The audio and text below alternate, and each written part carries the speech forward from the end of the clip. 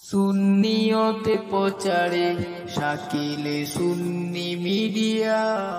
ওই ইহুদি বলে, কার এত বড় সাহস আমার রাজ্যের ভিতরে গরু জবাই করছে, কবরটা লো। তালাশ করতে করতে দেখা যায় আমাদের গুলজার আলমের আকিকা করা হচ্ছে। বুরহানুদ্দিন রহমতুল্লাহ করলেন, কবরটা দেওয়া হলো, গরু গোবিন্দর বাসার সামনে নেওয়া হলো।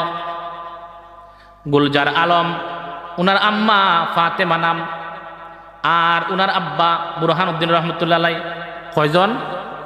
3 জন। নিয়া জিজ্ঞেস করা হলো, তুমি গরু জবাই করছো? বলে জি। কি জন্য? বলে আমার সন্তানের আকিকা করছি। কই তুমি জানো না আমার রাজ্যের ভিতরে নিষেধ? রাজ্যের ভিতরে? কই তুমি কোন হাত দিয়ে জবাই করছো? ও ডাইন হাত দিয়া। ইহুদিদের মন কেমন শক্ত দেখেন। এজন্য রাসূল বলেছেন, ইহুদিদের সাথে মুখে মুখে সম্পর্ক রাখবা, অন্তরে না। বাজারে গেলে যদি হিন্দু বেটার দোকানে একটা কমও থাকে, তারপর এখান থেকে আনবা না। মুসলমানের দোকানে যদি একটা বেশি থাকে, ওইখান থেকে আনবা। কোন হাত দিয়া জিজ্ঞেস করার সাথে সাথে বাবা ডান হাতটা এখানে কেটে দিল। ডান হাতটা কাটার পরে তার তো শক্তি বেশি, এজন্য বললাম শক্তি পাইলে শক্তি ব্যবহার করলে হবে না। গুলজার আলম ছোট বাচ্চা, কয়দিনের? 7 দিনের মাত্র। বাচ্চাটাকে ধরলো, জবাই করলো। বড় দুঃখের কথা, বোঝার জন্য বলতেছি, মুসলমান হইলে ওই রকম মুসলমান হন। টুকরা টুকরা টুকরা টুকরা যখন করলো, ওই সন্তানের মা সহ্য করতে পারে নাই। মা একটা চিৎকার মেরে জাগাত মারা গেছেন। সন্তানও শেষ, মাও শেষ। রইলেন কে? বুরহানুদ্দিন। ডান হাতটা কিন্তু নাই। অনেক লম্বা ঘটনা। ওরা অনেক যুদ্ধ হয়েছে, এমনকি বুরহানুদ্দিনকে এখান থেকে বিদায় পর্যন্ত করা হয়েছে। শেষ পর্যন্ত আল্লাহর হুকুমে, নবীজির নির্দেশে বাবা শাহজালাল ইয়ামেন শহর থেকে এসেছিলেন।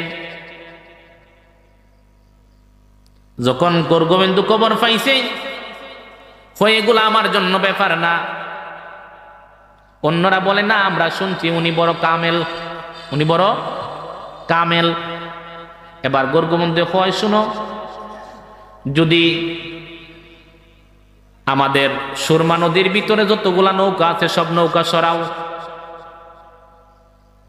নৌকা সারা যদি শাহজালাল পার হইতে পারে, তাহলে বোঝা যাবে আমি তার সঙ্গে জিহাদ করতে পারবো না। নৌকা সারা যদি পার হইতে পারে, আমি পারতাম না। আর যদি নৌকা লাগে তা আমি পারবো। বাবা শাহজালাল আসলেন, আপনারা জানেন পুরাতন ঘটনা, আমি বলতেছি শুধু বোঝার জন্য। জায়নামাজটা এখনো আছে মনে হয়, জায়নামাজটা মনে এখনো আছে। আমি দেখছিলাম ওনার তরবারি আর ফায়ার ফরম, জায়নামাজটা দেখছি না আমি। উনি একটা জায়নামাজ বিছাইলেন পানির উপরে। বাবা শাহজালাল বললেন, উঠো। বলে, জায়নামাজ দিকে ছুটো। 360 জনের জায়গা হবে কিভাবে? বলে, বিসমিল্লাহির রহমানির রহিম। বলে, উঠো। উঠার দায়িত্ব আমাদের, জায়গা হওয়ার দায়িত্ব আমার আল্লাহর। সুবহানাল্লাহ। ওপার গড়ে এই তো নদীর কেলা, সকাল বেলার দনি রে তুই ফকির সন্ধ্যা বেলা। আপনি আমি পূর্ব দিকে বাগানে যাই, লাকড়ি নিয়ে আসি, জমিন থেকে ধান কেটে কেটে বাড়িতে নিয়ে আসি। আমি রিক্সা চালাই, কেউ ঠেলা গাড়ি চালায়, ভ্যান গাড়ি চালায়। কষ্ট করে টাকা উপার্জন করে গড়ে নিয়ে আসেন। এই অল্প টাকা বাজারে নিয়ে গেলে পরে বাজারের সদাই হয় না। আমরা বড় হিমশিমকে কষ্ট করে চলাফেরা করি। আবার যখন টমটম রিক্সাওয়ালা যখন চালায়, একটু বেশ কম হইলে পুলিশ একটা বাড়ি মারে। আমার সামনে শ্রীমঙ্গল চৌমুনাতে ওই অটো রিক্সার সামনে হলো চাবি, ছোট মোটো একটা জায়গা। বাড়িটা মারছে, গাড়িটা জাগাত বন্ধ হইয়া গেছে। গরিব লোকটার চৌকি দিয়ে পানি চলে এসেছে। আমি দাঁড়াইয়া দাঁড়াইয়া দেখেছি। আমার আল্লাহ বলেন এই সমস্ত অসহায় দুর্বল দরিদ্র মানুষের চোখের পানি আমি আল্লাহ সহ্য করতে পারি নয়। তুমি বুঝি আল্লাহ সুযোগ করে দিয়েছেন, তোমাকে কোটি কোটি টাকার মালিক বানাইছি, আমরা ভোট দিলাম, তুমি এমপি হইলাই, মন্ত্রী হইলাই, কোটি কোটি টাকার মালিক হইয়া তুমি বুঝি রাজপ্রসাদ বানাইয়া বৈশা থাকবাই, তোমার ঘরে বুঝি এয়ার কন্ডিশন থাকবে, তুমি যখন গাড়ি নিয়ে আসবা মানুষে তোমাকে সেলট দেয়, পুলিশে তোমাকে সাইড দেয়, সব সম্মান তুমি নিয়ে বসে থাকবা। আমার আল্লাহ সহ্য করে নাই। আমার আল্লাহ সেকেন্ড লাগে নাই, মিনিট লাগে নাই, দলিল সাত করে দিয়ে আল্লাহ বাংলাদেশে প্রমাণ করে দিলেন মজলুম অসহায় দুর্বল মানুষের চোখের পানি রে আমি আল্লাহর কাছে বড় দামি, আল্লাহর কাছে বড়। আল্লাহ বলেন এত সম্পদের মালিক হইয়া তুমি বসে রইলা, কিন্তু জমিনে কষ্ট করে তুমি দেখলা না, এত কষ্ট করে তোমাকে জায়গায় নিয়ে বসাইলো তুমি দেখলা না, তুমি তার পাশে গেলা না, বরংস আরো আঘাত করে। এমন নির্যাতন মানুষ আমার আল্লাহ যখন সহ্য করতে পারে নাই, আল্লাহ গজব দিলেন। মিনিট লাগে নাই, সেকেন্ড লাগে নাই, এখন দিকে তুমি এমন হইয়া গেলা, তোমার টাকা কোথায়, তোমার পয়সা কোথায়, তোমার অহংকার কোথায়, তোমার এত শক্তি ছিল কোথায়, তোমাকে দিকে এখন ডাস্টবিনে নিক্ষেপ করে পালায়। এজন্য যখন তোমার কাছে ক্ষমতা আসবে, শক্তি আসবে, শক্তির বাহাদুরি দেখাইবা না।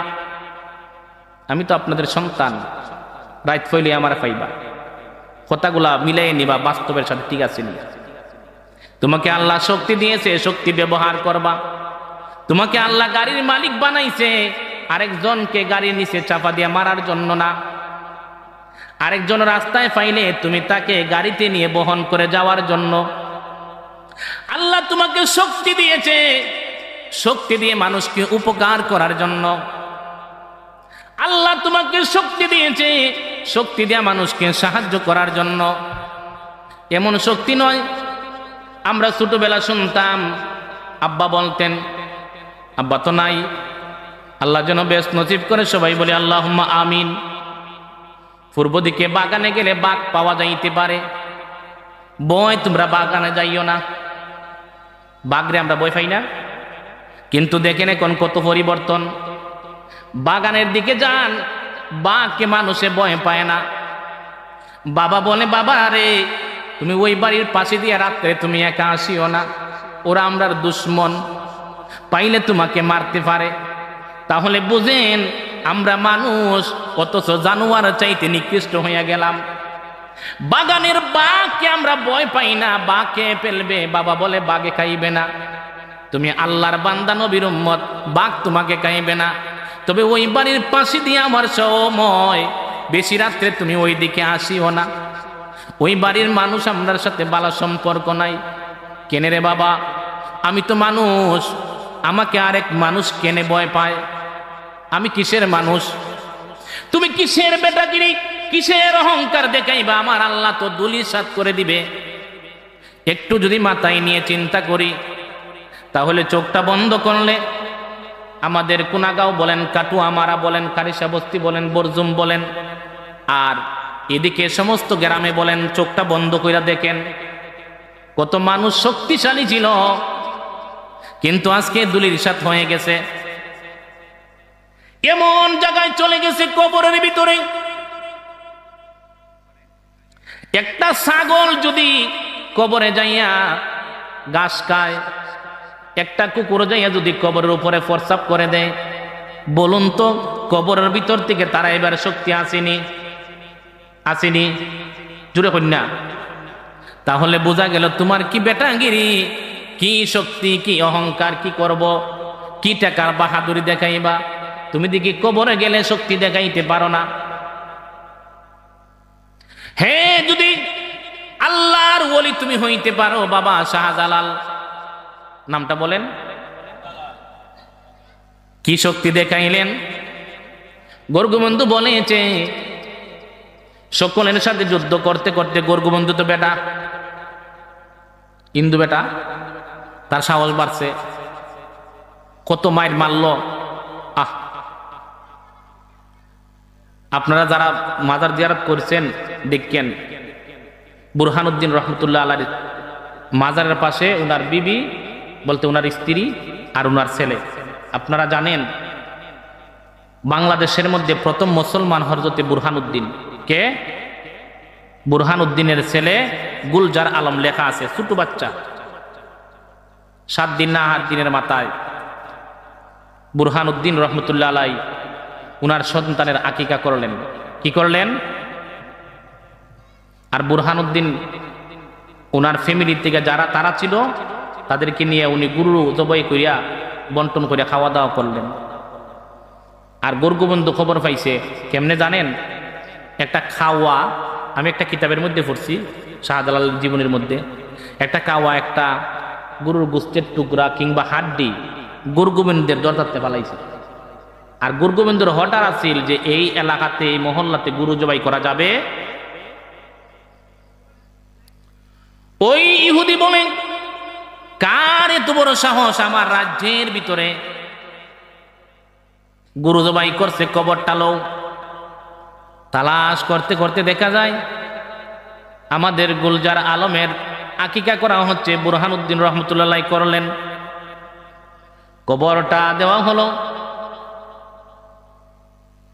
গর্গবন্ধুর বাসার সামনে নেওয়া হলো। গুলজার আলম, উনার আম্মা ফাতেমা নাম, আর উনার আব্বা বুরহানুদ্দিন রহমতুল্লাহ আলাইহি কয়জন? 3 জন।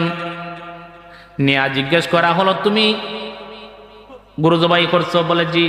কি জন্য? বলে আমার সন্তানের আকিকা করছি। কই তুমি জানো না আমার রাজ্যের ভিতরে নিষেধ? রাজ্যের ভিতরে? কই তুমি কোন হাত দিয়ে জবাই করছো? ও ডাইন হাত দিয়া। ইহুদিদের মন কেমন শক্ত দেখেন। এজন্য রাসূল বলেছেন ইহুদিদের সাথে মুখে মুখে সম্পর্ক রাখবা, অন্তরে না। বাজারে গেলে যদি হিন্দু বেটার দোকানে একটা কম থাকে তারপর এখান থেকে আনবা না, মুসলমানের দোকানে যদি এক টাকা বেশি থাকে ওইখান থেকে আনবা। কোন হাত দিয়া জিজ্ঞেস করার সাথে সাথে বাবা ডান হাতটা এখানে কেটে দিল। ডান হাতটা কাটার পরে তার তো শক্তি বেশি, এজন্য বললাম শক্তি পাইলে শক্তি ব্যবহার করলে হবে না। গুলজার আলম ছোট বাচ্চা, কয়দিনের? 7 দিনের মাত্র। বাচ্চাটাকে ধরলো, জবাই করলো।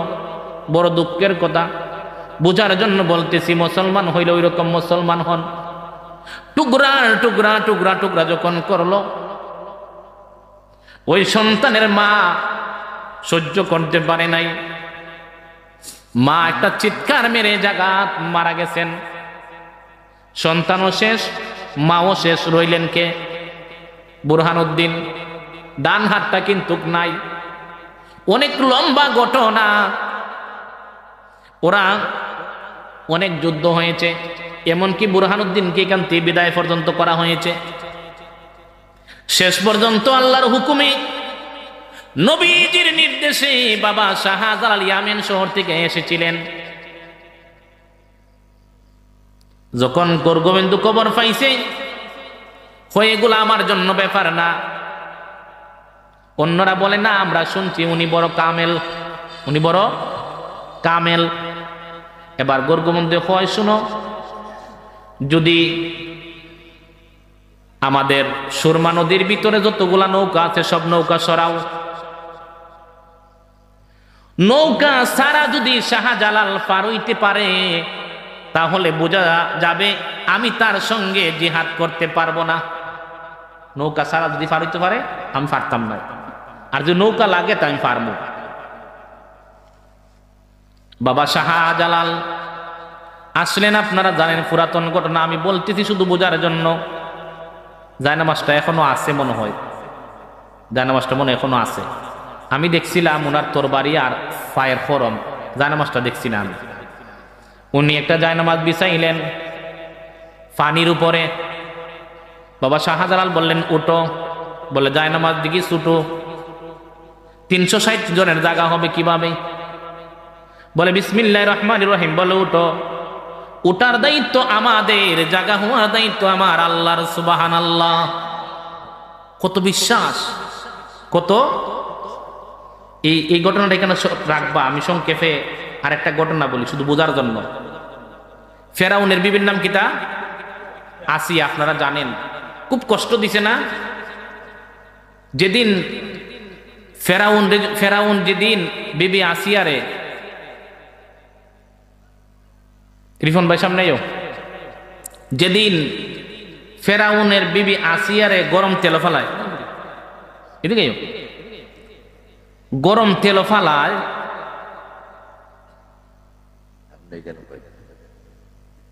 তখন ফেরাউনের বিবি একটা কথা বলেছিল আল্লাহকে। আল্লাহ বলে, কিরে বোন, আপনার বোন তাই বই বানা না,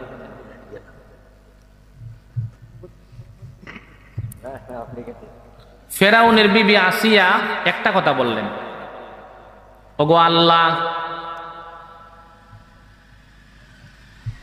ফেরাউনের এই রাজপ্রসাদে আমার জায়গা হয় নাই, আমাকে আজকে গরম তেল, কি তেল, গরম তেলের মধ্যে ফালাইয়া আমাকে মারবে। আমি তো তুমি আল্লাহকে বড় বিশ্বাস করি, আল্লাহ গো, ফেরাউনের ঘর বাড়িতে আমার জায়গা হয় নাই, ঠিক আছে, তুমি কি তোমার বেহেশতে থেকে আমাকে একটা ঘরের জায়গা দিবানি? কত বড় আমল করলে পরে, ইবাদত করলে পরে আপনি আল্লাহর কাছে চাইতে পারেন। যেই সময়ে ফেরাউন বিবি আসিয়ারে গরম তেলের মধ্যে ফালাইবে, এতক্ষণ মনটা ছিল বড় বেজার। আমার আল্লাহ জিব্রাইলে পাঠাইলেন, জিব্রাইলে যাও যাও যাও, আসিয়ার সামনে যাইয়া আমার বেহেশতে একটা ঘর রাখছি রে আসিয়ার জন্য, তুমি ওই ঘরটা তার সামনে হাজির করে দাও। কেমন স্বামী, কেমন স্ত্রী, কেমন কষ্ট করে জীবন কাটাইলেন, গরম তেলের মধ্যে ফালাইয়া মারতে চায়, তারপরও ফেরাউনের বিবি সংসার করছে। যেই মাত্র আসিয়ার সামনে ঘরটা জিব্রাইল আলাইহিস সালাম তুলে ধরলেন, ওই সময়ে আল্লাহ বললেন, আসিয়া রে, তুমি আমার কাছে একটা ঘর চাইছো, উপর দিকে তাকাইয়া দেখো রে, তোমার জন্য বেহেশতে একটা ঘর আমি রেখে দিলাম। আসিয়া উপর দিকে চায়, এতক্ষণ মনটা বড় বেজার ছিল, এখন বেহেশতের দিকে তাকাইয়া মুস্কি মুস্কি হাসতেছে। ফেরাউনে কই, কিরে মাথা নষ্ট হইয়া গেছে নাকি তা? বিবি আসিয়া বলে, না গো স্বামী, না না, মাথা নষ্ট হয় নাই, উপর দিকে তাকাইয়া দেখো তোমার ঘরের ভিতরে আমার জায়গা হয় নাই, আমি এজন্য আল্লাহকে বলেছিলাম, আল্লাহ ফেরাউনের ঘরে জায়গা হয় নাই, বেহেশতে আমাকে একটা ঘর দিবানি। ফেরাউন রে, উপর দিকে তাকাইয়া দেখ কি সুন্দর, বেহেশতের ভিতরে আমার জন্য আল্লাহ একটা ঘর বানাইয়া রাখলেন, সুবহানাল্লাহ। ফেরাউন উপর দিকে তাকায় দেখে কিচ্ছু নাই, কিচ্ছু কই থেকে দেখবে? কারণ ফেরাউনের তো ঈমান নাই, ফেরাউনের ভিতর তো কুলানা। আসিয়া তো চোখটা তাকাইয়া দেখছে, দেখা যায় ফেরাউন তো সেটা দেখতে পারবে না, সেই ক্ষমতা আমার আল্লাহ দেয় নাই। এই জন্য কি আমল করলে এই রকম তুমি আশা করতে পারো আল্লাহর দরবারে? বাবা শাহজালাল বললেন, তোমরা জায়নামাজে উঠো, ওঠার দায়িত্ব আমাদের, পার করার দায়িত্ব আমার আল্লাহর। কোন সুবহানাল্লাহ। তাহলে মুসলমান হইলে ওই রকম হইতেই বল। আল্লাহর কাছে কিছু চাইতে গেলে, এখনো তো অলির দরজা তো বন্ধ না, নবীর দরজা বন্ধ। নবীর দরজা, অলির দরজা খোলা, অলির দরজা। যাই হোক, সংক্ষেপ করে দিলাম বাবা। শাহজালাল পার হইয়া গেলেন, গোরগোবিন্দর কানে কবর গেছে, যারা জায়নামাজ বিছাইয়া চলে আসছে, নৌকা লাগে নাই। তার মাথা ঠিক আছে নি? তার মাথা ঠিক নেই।